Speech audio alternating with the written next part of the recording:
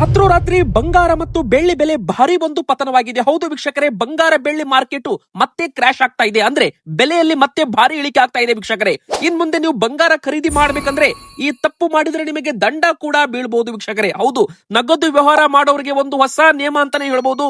ಇನ್ನು ಬಂಗಾರ ಖರೀದಿ ಮಾಡುವಾಗ ಏನೆಲ್ಲ ತಪ್ಪುಗಳನ್ನ ಮಾಡಿದ್ರೆ ನಿಮಗೆ ಮೋಸವಾಗಬಹುದು. ಇನ್ನು ಕೇಂದ್ರ ಸರ್ಕಾರದ ಹೊಸ ನಿಯಮ ಆದ್ರೂ ಏನು, ಬಂಗಾರ ಮತ್ತು ಬೆಳ್ಳಿ ಖರೀದಿ ಮಾಡೋರ್ಗೆ ಹೊಸ ಒಂದು ದೊಡ್ಡ ಸುದ್ದಿ ಅಂತಾನೆ ಹೇಳ್ಬಹುದು ವೀಕ್ಷಕರೇ. ಇನ್ನು ಬಂಗಾರ ಬೆಳ್ಳಿ ಬೆಲೆ ಎರಡೂ ಕೂಡ ಮಹಾಪತನವಾಗ್ತಾ ಇದೆ. ಅಂದ್ರೆ ಮತ್ತೆ ಈಗ ಮೂರನೇ ಬಾರಿ ಇಳಿಕೆ ಆಗ್ತಾ ಇದೆ ಅಂತಾನೆ ಹೇಳ್ಬಹುದು. ಮೊನ್ನೆ ಕೂಡ ಇಳಿಕೆ ಆಗಿ ಮತ್ತೆ ಏರಿಕೆ ಆಗಿತ್ತು ವೀಕ್ಷಕರೇ.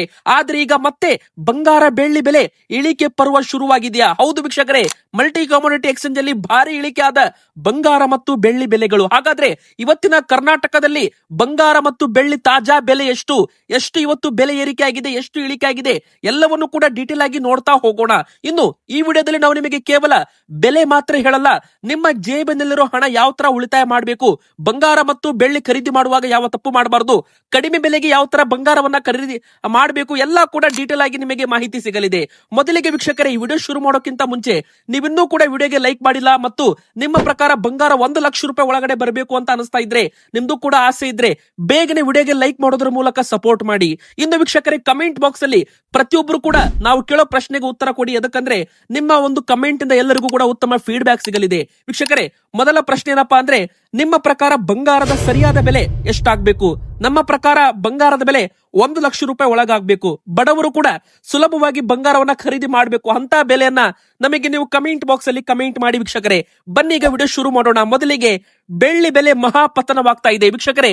ನಾವು ಕೇವಲ ನಿಮಗೆ ಇಲ್ಲಿ ಮಾಹಿತಿ ಕೊಡ್ತಾ ಇಲ್ಲ, ವಿತ್ ಸಾಕ್ಷಿ ಸಮೇತ ಮಲ್ಟಿ ಕಾಮೋಡಿಟಿ ಎಕ್ಸ್ಚೇಂಜ್ ಅಲ್ಲಿ ಚಾರ್ಟ್ ಕೂಡ ನೀವು ನೋಡ್ತಿರ್ಬೋದು ಯಾವ ತರ ಇಲ್ಲಿ ಬೆಲೆ ಇಳಿಕೆ ಆಗಿದೆ ವೀಕ್ಷಕರೇ. ಒಂದೇ ದಿನ 14,000 ರೂಪಾಯಿ ಕುಸಿತ, ಮಹಾಪತನ ನೋಡಬಹುದು ವೀಕ್ಷಕರೇ. 2,45,000 2,50,000 ರೂಪಾಯಿದದ್ದು ದಿಢೀರ್ ಅಂತ 2,27,000 ರೂಪಾಯಿಗೆ ಬಂದಿದೆ. ಅಂದ್ರೆ 2,32,000 2,27,000 ಈ ಒಂದು ರೇಟ್ ನಲ್ಲಿ ಈಗ ಟ್ರೇಡ್ ಆಗ್ತಾ ಇದೆ. ಅಂದ್ರೆ ಒಂದೇ ದಿನ ಬರೋಬ್ಬರಿ ಇಲ್ಲಿ 15,000 ರೂಪಾಯಿಯಷ್ಟು ಇಳಿಕೆ ಆಗಿದೆ ಬಂಗಾರದ ಬೆಲೆ. ಇನ್ನು 1 ಕೆಜಿ ಮೇಲೆ ಈಗ ಮಾರ್ಕೆಟ್ ಅಲ್ಲೂ ಕೂಡ 10,000 ರೂಪಾಯಿ ಇಳಿಕೆ ಆಗಲಿದೆ ಅಂತಾನು ಕೂಡ ಇಲ್ಲಿ ಹೇಳ್ಬಹುದು ವೀಕ್ಷಕರೇ.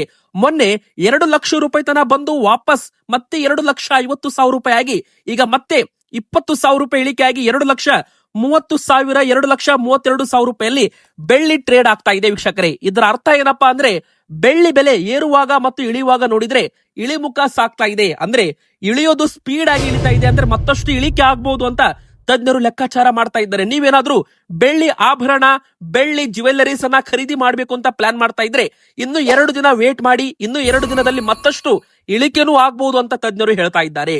ಇನ್ನು ವೀಕ್ಷಕರೇ, ಇನ್ ಮುಂದೆ ಬಂಗಾರಕ್ಕೆ ಯಾವ ತರ ಒಂದು ಲೋನ್ ಕೊಡ್ತಾರಲ್ಲ, ಅದೇ ತರ ಬೆಳ್ಳಿ ಕೂಡ ಅಡಮಾನ ಇಟ್ಟು ನೀವು ಲೋನ್ ಅನ್ನ ಪಡ್ಕೋಬಹುದು. ಅಂದ್ರೆ ಬೆಳ್ಳಿ ಅಡ ಇಟ್ಟು ಸಾಲವನ್ನ ನೀವು ಪಡ್ಕೋಬಹುದು.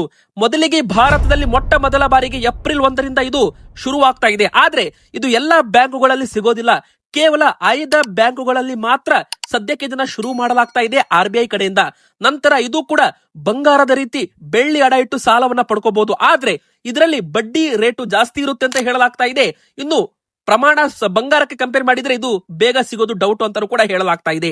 ಇನ್ನು ವೀಕ್ಷಕರೇ ಬನ್ನಿ, ಹಾಗಾದ್ರೆ ಇವತ್ತಿನ 1 ಕೆಜಿ ಬೆಳ್ಳಿ ಬೆಲೆ ಎಷ್ಟು ವೀಕ್ಷಕರೇ? 2,40,000 ರೂಪಾಯಿ. ಹೌದು, ಒಟ್ಟು ಇಲ್ಲಿ ಮಾರ್ಕೆಟ್ ಅಲ್ಲಿ 15,000 ರೂಪಾಯಿ ಇಳಿಕೆ ಆಗಿರಬಹುದು. ಆದ್ರೆ ನಿಮಗೆ ಮಾರ್ಕೆಟ್ ಅಲ್ಲಿ ಈಗ ಫಿಸಿಕಲ್ ಅಲ್ಲಿ 2,40,000 ಅಥವಾ 2,45,000 ರೂಪಾಯಿ GST 3% ಸೇರಿಸಿ ನಿಮಗೆ ಇಲ್ಲಿ 2,45,000 ರೂಪಾಯಿ ವರೆಗೂ ಬರಬಹುದು ಅಂತ ಇಲ್ಲಿ ನಾವು ಲೆಕ್ಕಾಚಾರ ಮಾಡ್ತಾ ಇದ್ದೀವಿ. ಯಾಕಂದ್ರೆ ಮಲ್ಟಿ ಕಾಮೋಡಿಟಿ ಎಕ್ಸ್ಚೇಂಜ್ ಅಲ್ಲಿ ಭಾರಿ ಇಳಿಕೆ ಆಗಿದೆ. ಇನ್ನು ಬಂಗಾರದ ಬೆಲೆ ಬಗ್ಗೆ ಮಾತಾಡೋಣ ಬನ್ನಿ ವೀಕ್ಷಕರೇ. ಬಂಗಾರದ ಬೆಲೆ ಕೂಡ ಇದೇ ತರ ಭರ್ಜರಿ ಇಳಿಕೆ ಆಗಿದೆ. ನೀವು ಬೇಕಾದ್ರೆ ಲೈವ್ ಆಗಿ ಸ್ಕ್ರೀನ್ ಮೇಲೆ ಮಲ್ಟಿ ಕಾಮೋಡಿಟಿ ಚಾರ್ಟ್ ಕೂಡ ನೋಡ್ತಾ ಇರಬಹುದು ವೀಕ್ಷಕರೇ.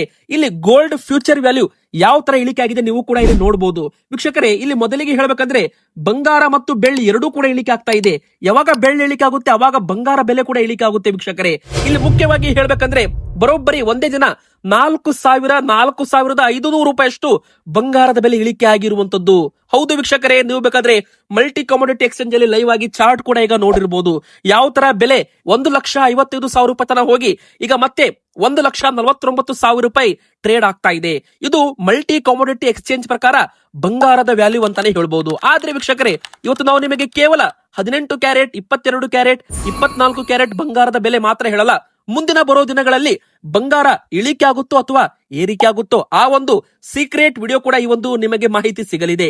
ಇನ್ನು ಮುಖ್ಯವಾಗಿ ಹೇಳ್ಬೇಕಂದ್ರೆ ಕಡಿಮೆ ಬೆಲೆಗೆ ಯಾವ ತರ ಬಂಗಾರವನ್ನ ಖರೀದಿ ಮಾಡಬೇಕು, ಇನ್ನು ಬಂಗಾರ ಖರೀದಿ ಮಾಡುವಾಗ ಜನ ಎಲ್ಲಿ ಮೋಸ ಹೋಗ್ತಾರೆ, ಇನ್ನು ಕೇಂದ್ರ ಸರ್ಕಾರದ ನಿಯಮದ ಪ್ರಕಾರ ನಗದು ವ್ಯವಹಾರ ಮಾಡುವಾಗ ಬಂಗಾರವನ್ನ ಖರೀದಿ ಮಾಡೋರು ಎಚ್ಚರ ವಹಿಸಬೇಕಿಲ್ಲ, ದಂಡ ಕೂಡ ನಿಮಗೆ ಬೀಳ್ಬಹುದು. ಅದ್ರ ಬಗ್ಗೆನೂ ಕೂಡ ಮಾತಾಡೋಣ. ಮೊದಲಿಗೆ ವೀಕ್ಷಕರೇ, ಕೇಂದ್ರ ಸರ್ಕಾರದ ನಿಯಮ ನೀವು ಕೇಳಲೇಬೇಕು. ಎದಕ್ಕಂದ್ರೆ ಈಗ ನಗದು ವ್ಯವಹಾರದಲ್ಲಿ ಹೊಸ ಒಂದು ರೂಲ್ಸ್ ಅನ್ನ ತರಲಾಗ್ತಾ ಇದೆ.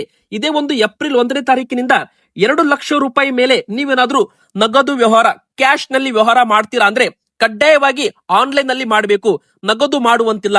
ಒಬ್ಬ ವ್ಯಕ್ತಿಯಿಂದ 2 ಲಕ್ಷ ರೂಪಾಯಿ ಮೇಲೆ ಹಣ ಸ್ವೀಕಾರ ಮಾಡಿದ್ರೆ, ಉದಾಹರಣೆಗೆ ನೀವೇನಾದ್ರೂ ನಾಳೆ 3 ಲಕ್ಷ ರೂಪಾಯಿ ಕ್ಯಾಶ್ ಕೊಟ್ಟು 3 ಲಕ್ಷ ರೂಪಾಯಿದು ಬಂಗಾರ ತಗೊಂಡ್ರೆ ನಿಮಗೆ 3 ಲಕ್ಷ ರೂಪಾಯಿ ದಂಡನೆ ಬೀಳುತ್ತೆ. ಅಂದ್ರೆ ನೀವು ಲೆಕ್ಕ ಮಾಡಿ, ಇದು ಹೊಸ ಒಂದು ನಿಯಮ, ನಗದು ವ್ಯವಹಾರಕ್ಕೆ ಕಡಿವಾಣ ಅಂತಾನೆ ಹೇಳ್ಬೋದು. ಅಂದ್ರೆ ನೀವೇನಾದ್ರೂ ಬಂಗಾರ ಬೆಳ್ಳಿ 3 ಲಕ್ಷ ರೂಪಾಯಿ 4 ಲಕ್ಷ ರೂಪಾಯಿ ತಗೋತೀರಾ ಅಂದ್ರೆ ಕಡ್ಡಾಯವಾಗಿ ಆನ್ಲೈನ್ ಅಂದ್ರೆ ಬ್ಯಾಂಕ್ ಟ್ರಾನ್ಸ್ಫರ್ ಆಗಿರ್ಬೋದು, ಚೆಕ್ ಮೂಲಕ ಖರೀದಿ ಮಾಡೋದಾಗಿರ್ಬೋದು, UPI, Google pay, phone pay ಮೂಲಕ ನೀವು ಖರೀದಿ ಮಾಡಬಹುದು. ಆನ್ಲೈನ್ ಮೂಲಕ ಖರೀದಿ ಮಾಡಬೇಕು ವಿನಾ ನೀವು ನಗದು ಕ್ಯಾಶ್ ನಲ್ಲಿ ವ್ಯವಹಾರ ಮಾಡಿದ್ರೆ ಇದು ಕಪ್ಪು ಹಣ ಸಾಗಾಣಿಕೆ ಲೆಕ್ಕದಲ್ಲಿ ಬರುತ್ತೆ ಅಂತ ಇನ್ಕಮ್ ಟ್ಯಾಕ್ಸ್ ಆಕ್ಟ್ ಪ್ರಕಾರ ಹೇಳಲಾಗ್ತಾ ಇದೆ. ಹೀಗಾಗಿ ವೀಕ್ಷಕರೇ, ಪ್ರತಿಯೊಬ್ರು ಕೂಡ ಯಾರೆಲ್ಲ ಬಂಗಾರ ಬೆಳ್ಳಿ ಖರೀದಿ ಮಾಡ್ತೀರಿ ನೋಡಿ, 2 ಲಕ್ಷ ರೂಪಾಯಿ ಮೇಲೆ ಇದ್ರೆ ಅದನ್ನ ದಯವಿಟ್ಟು ನೀವು ಆನ್ಲೈನ್ ಮೂಲಕವೇ ಟ್ರಾನ್ಸ್ಫರ್ ಮಾಡಬೇಕಾಗುತ್ತೆ. ಇಲ್ವಾದಲ್ಲಿ ದಂಡ ಬೀಳೋದು ಗ್ಯಾರಂಟಿ ಅಂತಾನು ಕೂಡ ಇಲ್ಲಿ ಇನ್ಕಮ್ ಟ್ಯಾಕ್ಸ್ ನಿಯಮದ ಪ್ರಕಾರ, ತೆರಿಗೆ ಇಲಾಖೆ ಪ್ರಕಾರ ಇಲ್ಲಿ ಮಾಹಿತಿ ಸಿಕ್ಕಿರುವಂತದ್ದು. ಅಂದ್ರೆ ನಿಮಗೆ ಸಿಂಪಲ್ ಆಗಿ ಹೇಳ್ಬೇಕಂದ್ರೆ 2 ಲಕ್ಷ ರೂಪಾಯಿ ಮೇಲೆ ನೀವೇನಾದ್ರೂ ಒಮ್ಮೆ ಬಾರಿ ಕ್ಯಾಶ್ ಕೊಟ್ಟು ಬಂಗಾರ ತಗೋತೀರಾ ಅಂದ್ರೆ ದೊಡ್ಡ ಸಮಸ್ಯೆನೇ ಆಗ್ಬಹುದು.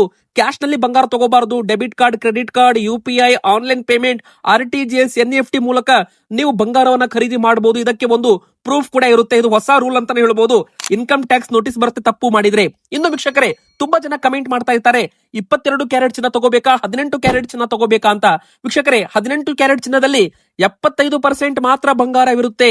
ಹೌದು, ಇದು ನಿಮಗೆಲ್ಲರಿಗೂ ಗೊತ್ತಿರಲೇಬೇಕು. 25% ಅದರಲ್ಲಿ ಬಂಗಾರ ಇರೋದಿಲ್ಲ, ಅದರ ಬದಲಾಗಿ ಮಿಕ್ಸ್ ಇರುತ್ತೆ. 100 ರೂಪಾಯಿಯಲ್ಲಿ 75 ರೂಪಾಯಿ ಮಾತ್ರ ಬಂಗಾರ ಇರುತ್ತೆ, 25 ರೂಪಾಯಿ ಅದರಲ್ಲಿ ಮಿಕ್ಸರ್ ಇರುತ್ತೆ. ವೀಕ್ಷಕರೇ, ಅದೇ 1 ಲಕ್ಷ ರೂಪಾಯಿಗೆ ನೀವು ಕಂಪೇರ್ ಮಾಡಿದ್ರೆ 75,000 ರೂಪಾಯಿದು ಬಂಗಾರ ಇರುತ್ತೆ, 25,000 ರೂಪಾಯಿದು ತಾಮ್ರ, ಸಿಲ್ವರ್ ಮಿಕ್ಸ್ ಇರುತ್ತೆ ವೀಕ್ಷಕರೇ.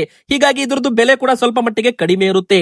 ತುಂಬಾ ಜನ 18 ಕ್ಯಾರೆಟ್ ಚಿನ್ನವನ್ನ 22 ಕ್ಯಾರೆಟ್ ಚಿನ್ನ ಅಂತ ಮಾರಾಟ ಮಾಡ್ತಾರೆ. ಹೌದು ವೀಕ್ಷಕರೇ, ಕೆಲವು ಬಂಗಾರದ ಅಂಗಡಿಗಳಲ್ಲಿ ಈ ತರ ಒಂದು ನ್ಯೂಸ್ ಕೂಡ ಬಂದಿದೆ. ಹೀಗಾಗಿ ಜನರು ಪ್ರತಿಯೊಬ್ರು ಕೂಡ ಯಾರೇ ಒಂದು ಬಂಗಾರದ ಆಭರಣ ಖರೀದಿ ಮಾಡ್ಲಿ, ಬಂಗಾರದ ನೆಕ್ಲೆಸ್ ಆಗಿರ್ಬೋದು, ಬಳೆ ಆಗಿರ್ಬೋದು, ಉಂಗುರ ಆಗಿರ್ಬೋದು, ತಾಳಿಸರ ಆಗಿರ್ಬೋದು, ಪ್ರತಿಯೊಬ್ರು ಕೂಡ 18 ಕ್ಯಾರೆಟ್ ಇದೆಯಾ, 22 ಕ್ಯಾರೆಟ್ ಇದೆಯಾ, ಅಥವಾ ಅದ್ರ ಮೇಲೆ BIS ಹಾಲ್ ಮಾರ್ಕ್ ಇದೆಯೋ ಇಲ್ಲೋ ಅಂತ ಚೆಕ್ ಮಾಡಿ.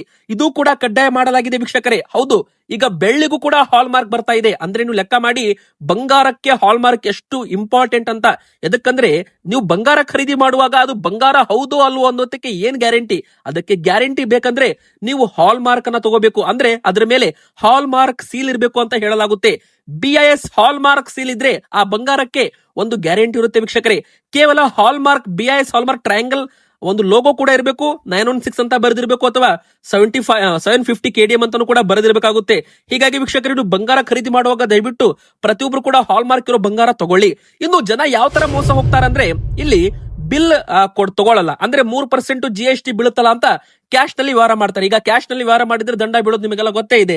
ಅದೇ ತರ ನೀವೇನಾದ್ರೂ ಬಿಲ್ ಇಲ್ಲದೆ ಬಂಗಾರ ತಗೊಂಡ್ರೆ ಆ ಬಂಗಾರ ನಿಮ್ದೇ ಅನ್ನೋದಕ್ಕೆ ಏನು ಕೂಡ ಸಾಕ್ಷಿ ಇರೋದಿಲ್ಲ. ಒಂದು ವೇಳೆ ನಿಮ್ಮ ಮನೆಗೆ ಯಾರಾದ್ರೂ ರೈಡಿಗೆ ಬಂದ್ರೆ ಅಥವಾ ಇನ್ಕಮ್ ಟ್ಯಾಕ್ಸ್ ಅವ್ರು ಬಂದ್ರೆ ಅವಾಗ ನಿಮ್ಮ ಒಂದು ಬಂಗಾರಕ್ಕೆ ಲೆಕ್ಕ ಕೇಳಿದ್ರೆ ಆ ಬಂಗಾರ ನಿಮ್ದೇ ಅಂತ ನೀವು ಪ್ರೂವ್ ಮಾಡೋದಕ್ಕೆ ನಿಮ್ಮ ಹತ್ರ 3% GST ಬಿಲ್ ಇರಲ್ಲ. ಬಿಲ್ ಇಲ್ಲ ಅಂದ್ರೆ ಆ ಬಂಗಾರ ನಿಮ್ದು ಅಂತ ಹೇಗೆ ಪ್ರೂವ್ ಮಾಡ್ತೀರಾ? ನೀವು ಹಣ ಕೊಟ್ಟು ತಗೊಂಡಿರ್ತೀರಾ, ಅದಕ್ಕೆ ಯಾವುದೇ ರೀತಿ ಒಂದು ಸಾಕ್ಷಿ ಕೂಡ ಇರೋದಿಲ್ಲ ವೀಕ್ಷಕರೇ. ಹೀಗಾಗಿ ತುಂಬಾ ಜನ ಇಲ್ಲೇ ಒಂದು ತಪ್ಪು ಮಾಡ್ತಾರೆ. ಹಾಲ್ ಮಾರ್ಕ್ ಇಲ್ಲದೆ ಇರೋ ಬಂಗಾರ ತಗೋತಾರೆ, ಮೋಸ ಹೋಗ್ತಾರೆ. ನಂತರ ಬಿಲ್ ಇಲ್ಲದೆ ಇರೋ ಬಂಗಾರ ತಗೋತಾರೆ. ಮುಂದಿನ ಬರೋ ದಿನಗಳಲ್ಲಿ ಏನಾದ್ರೂ ತೊಂದರೆ ಆದ್ರೆ ಅದಕ್ಕೆ ಸಮಸ್ಯೆ ಕೂಡ ಆಗುತ್ತೆ ವೀಕ್ಷಕರೇ. ಹೀಗಾಗಿ ಬಿಲ್ ತಗೊಳ್ಳಿ, 3% GST ಬಿಲ್ ತಗೊಳ್ಳಿ, ಮತ್ತೆ ಕಡ್ಡಾಯವಾಗಿ ಹಾಲ್ ಮಾರ್ಕ್ ಇರೋ ಬಂಗಾರ ತಗೊಳ್ಳಿ. ಈಗ ಬನ್ನಿ ವೀಕ್ಷಕರೇ, 18 ಕ್ಯಾರೆಟ್ ಚಿನ್ನದ ಬಗ್ಗೆ ಮಾತಾಡೋಣ. 18 ಕ್ಯಾರೆಟ್ ಚಿನ್ನದ ಬೆಲೆ ಎಷ್ಟು ಇಳಿಕೆ ಆಗಿದೆ ಒಂದೇ ದಿನ ಬರೋಬ್ಬರಿ ವೀಕ್ಷಕರೇ ಹೇಳ್ಬೇಕಂದ್ರೆ 2,980 ರೂಪಾಯಿ ಇಳಿಕೆ ಆಗಿದೆ. ನಿನ್ನೆ 1,14,710 ರೂಪಾಯಿ ಇದ್ದದ್ದು ಇವತ್ತು 1,11,730 ರೂಪಾಯಿ ಆಗಿದೆ ಬಂಗಾರದ ಬೆಲೆ. 10 ಗ್ರಾಂ ಮೇಲೆ 2,980 ರೂಪಾಯಿ ಇಳಿಕೆ ಆಗಿದೆ. ಇನ್ನು 22 ಕ್ಯಾರೆಟ್ ಚಿನ್ನದ ಬೆಲೆ ಎಷ್ಟು ಅಂತ ನೀವು ಕೇಳೋದಾದ್ರೆ 916 ಅಂತ ನಾವು ಇದಕ್ಕೆ ಕರಿತೀವಿ. ಇದು ತುಂಬಾನೇ ಬೆಸ್ಟ್ ಅಂತಾನೆ ಹೇಳ್ಬೋದು. 22 ಕ್ಯಾರೆಟ್ ಚಿನ್ನ ತಗೊಳ್ಳಿ, 18 ಕ್ಯಾರೆಟ್ ಬದಲಾಗಿ 22 ಕ್ಯಾರೆಟ್ ಚಿನ್ನ ತಗೊಂಡ್ರೆ ಇದರಲ್ಲಿ ನಿಮಗೆ 91.6 ಅಂದ್ರೆ 100 ಗ್ರಾಮ್ಗೆ ಅಂದ್ರೆ 100 ಗ್ರಾಮ್ಗೆ 91.6 ಗ್ರಾಮ್ ನಿಮಗೆ ಬಂಗಾರ ಸಿಗುತ್ತೆ. ಉಳಿಕಿದ್ದೆಲ್ಲ ಇಲ್ಲಿ ಮಿಕ್ಸ್ ಇರುತ್ತೆ ಅಂತಾನೆ ಹೇಳ್ಬಹುದು. ಇದ್ರದ್ದು ಬೆಲೆ ಕೂಡ ಒಂದಿದ 3,650 ರೂಪಾಯಿ ಇಳಿಕೆ ಆಗಿದೆ ವೀಕ್ಷಕರೇ. ಇದು ಭರ್ಜರಿ ಕುಸಿತ ಅಂತಾನೆ ಹೇಳ್ಬಹುದು. ಇನ್ನಷ್ಟು ಇಳಿಕೆ ಆಗ್ಬಹುದು ಅಂತ ತಜ್ಞರು ಹೇಳ್ತಾ ಇದ್ದಾರೆ. ಈಗ 1,40,200 ರೂಪಾಯಿ ಇತ್ತು ನಿನ್ನೆ, ಆದ್ರೆ ಇವತ್ತು 1,36,550 ರೂಪಾಯಿ ಆಗಿದೆ. 18 ಕ್ಯಾರೆಟ್ ಚಿನ್ನ ತಗೊಳ್ಳೋರು 22 ಕ್ಯಾರೆಟ್ ಚಿನ್ನ ತಗೊಂಡ್ರೆ ಮುಂದೆ ನೀವೇನಾದ್ರೂ ಬಂಗಾರ ಮಾರಾಟ ಮಾಡ್ತೀರಾ ಅಂದ್ರೆ ರೀಸೇಲ್ ವ್ಯಾಲ್ಯೂ ಚೆನ್ನಾಗಿ ಸಿಗುತ್ತೆ. ಇನ್ನು ಬಂಗಾರದ ಮೇಲೆ ಒಂದು ಲೋನ್ ಅಂದ್ರೆ ಏನು, ಒಂದು ಸಾಲ ಅಂತ ಕರಿತೀವಲ್ಲ, ಅಡ ಇಟ್ಟು ಸಾಲ ತಗೊಳ್ಳುವಾಗ ಇದಕ್ಕೆ ಬೇಗನೆ ಸಾಲ ಕೊಡ್ತಾರೆ. ಇನ್ನು ವೀಕ್ಷಕರೇ, 24 ಕ್ಯಾರೆಟ್ ಚಿನ್ನ ಎದಕ್ಕೆ ತಗೋಬೇಕು? 22 ಕ್ಯಾರೆಟ್ ಚಿನ್ನ ಆಭರಣ ಮಾಡಿಸೋಕೆ ತಗೋತಾರೆ, 24 ಕ್ಯಾರೆಟ್ ಚಿನ್ನ ಹೂಡಿಕೆಗೋಸ್ಕರ ತಗೋತಾರೆ. ಅಂದ್ರೆ ನೀವು ಮುಂದಿನ ಬರೋ ದಿನಗಳಲ್ಲಿ ಬಂಗಾರ ರೇಟ್ ಜಾಸ್ತಿ ಆಗುತ್ತೆ ಅಂತ ಈಗ ಖರೀದಿ ಮಾಡಿ, ಮುಂದೆ ರೇಟ್ ಜಾಸ್ತಿ ಆದಾಗ ಅದನ್ನು ನೀವು ಮಾರಾಟ ಮಾಡಿದ್ರೆ ನಿಮಗೆ ಲಾಭ ಸಿಗುತ್ತೆ ವೀಕ್ಷಕರೇ. ಈಗ ನೋಡಿ, ನಿನ್ನೆ 1,52,950 ರೂಪಾಯಿ ಇತ್ತು 10 ಗ್ರಾಮ್ಗೆ. ಇವತ್ತು 4,000 ರೂಪಾಯಿ ಇಳಿಕೆ ಆಗಿದೆ ವೀಕ್ಷಕರೇ. ಅಂದ್ರೆ ಇವತ್ತು 1,48,970 ರೂಪಾಯಿ. ಇದ್ರದ್ದು ಬೆಲೆ ಇನ್ನು 2-3 ದಿನದಲ್ಲಿ ಮತ್ತಷ್ಟು ಇಳಿಕೆ ಕಾಣಬಹುದು. ಎದಕ್ಕಂದ್ರೆ ವೀಕ್ಷಕರೇ, ಇಲ್ಲಿ ಮುಂದಿನ ಬರೋ ದಿನಗಳಲ್ಲಿ ಯುದ್ಧ ಮತ್ತಷ್ಟು ಭೀಕರವಾದ್ರೆ ಕಚ್ಚಾ ತೈಲ ಬೆಲೆ ಏರಿಕೆ ಆಗುತ್ತೆ. ಹೂಡಿಕೆದಾರರು ಬಂಗಾರ ಬೆಳ್ಳಿ ಹಣವನ್ನ ಕಚ್ಚಾ ತೈಲಕ್ಕೆ ಶಿಫ್ಟ್ ಮಾಡ್ತಾ ಇದ್ದಾರೆ. ಹೂಡಿಕೆದಾರರು ಕೋಟಿ ಲೆಕ್ಕದಲ್ಲಿ ಹೂಡಿಕೆ ಮಾಡ್ತಾ ಇರ್ತಾರಲ್ಲ, ಅವರು ಕಚ್ಚಾ ತೈಲದಲ್ಲಿ ಹೂಡಿಕೆ ಮಾಡಿದ್ರೆ ಬಂಗಾರ ಬೆಳ್ಳಿ ಖರೀದಿ ಮಾಡೋರ ಸಂಖ್ಯೆ ಕಡಿಮೆ ಆದ್ರೆ ಇಲ್ಲಿ ಬೆಲೆ ಇಳಿಕೆ ಆಗುತ್ತೆ ಅಂತ ತಜ್ಞರು ಹೇಳ್ತಾ ಇದ್ದಾರೆ. ಇನ್ನು ಕಡಿಮೆ ಬೆಲೆಗೆ ಬಂಗಾರವನ್ನ ಯಾವ ತರ ಖರೀದಿ ಮಾಡ್ಬೇಕಂದ್ರೆ, ಯಾವಾಗ ಬೆಲೆ ಇಳಿಕೆ ಆಗುತ್ತೆ ಅವಾಗ ಸ್ವಲ್ಪ ಖರೀದಿ ಮಾಡಿ.